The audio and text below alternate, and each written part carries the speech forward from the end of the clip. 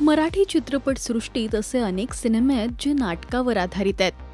अशाच नाटकांपासून बनलेल्या सुपरहिट सिनेमांबद्दल आपण या व्हिडिओमध्ये जाणून घेणार आहोत. 1967 साली आलेल्या कट्यार काळजात घुसली या संगीत नाटकात ज्येष्ठ शास्त्रीय गायक वसंतराव देशपांडे यांची मुख्य भूमिका होती. या अजरामर कलाकृतीवर अभिनेता सुबोध भावे याने कट्यार काळजात घुसली हा सिनेमा तयार केला. 2015 साली आलेल्या या सिनेमातून सुबोधने दिग्दर्शनात पदार्पण केलं. हे नाटक पुरुषोत्तम दारव्हेकर यांनी लिहिलेलं असून त्याला पंडित अभिषेकी यांनी संगीत दिलं होतं. तर या सिनेमाच्या गाण्यांची पूर्ण जबाबदारी राहुल देशपांडे, महेश काळे आणि शंकर महादेवन यांनी सांभाळली. अभिनेत्री ऋता दुर्गुळेची मुख्य भूमिका असलेला अनन्या हा सिनेमा 2022 मध्ये आपल्या भेटीला आला. हा सिनेमा अनन्या या नाटकावर आधारित आहे.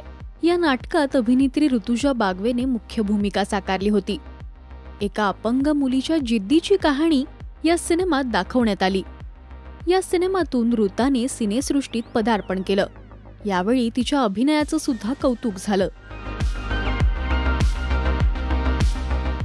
कुसुमाग्रज यांची गाजलेली नाट्यकृती म्हणजे नटसम्राट. यातील आप्पासाहेब बेलवलकर ही मुख्य भूमिका डॉक्टर श्रीराम लागू यांनी या नाटकात साकारली. तर कावेरी ही भूमिका शांता जोग यांनी साकारली. त्यानंतर अनेक कलाकारांनी या मुख्य भूमिका नाटकात पुढे साकारल्या.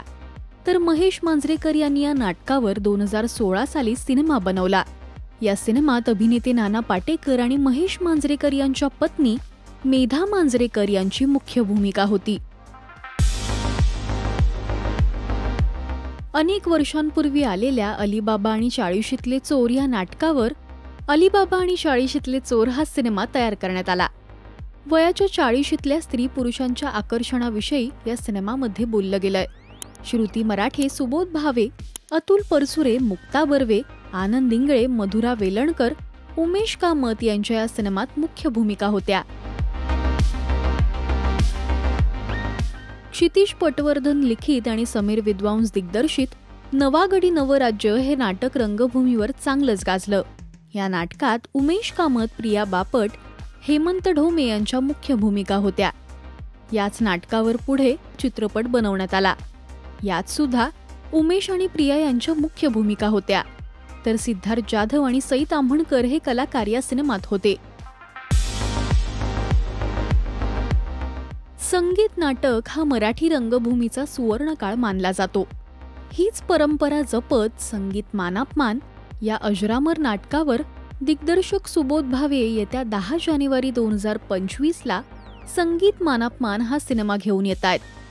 ज्येष्ठ नाटककार कृष्णाजी खाडेलकर यांच्या 114 वर्ष जुना नाटकावरून हा सिनेमा बनवण्यात आलाय. या सिनेमातून अनेक गाण्यांचा नजराणा प्रेक्षकांना भेट म्हणून देण्यात आलाय. शेखर ताम्हाणे लिखित सविता दामोदर परांजपे या नाटकात अभिनेत्री रीमा लागू यांची मुख्य भूमिका होती. त्यानंतर 2018 मध्ये दिग्दर्शिका स्वप्ना वाघमारे यांनी या नाटकावर सिनेमा तयार केला. यात तृप्ती तोरणमल आणि सुबोध भावे यांच्या मुख्य भूमिका होत्या.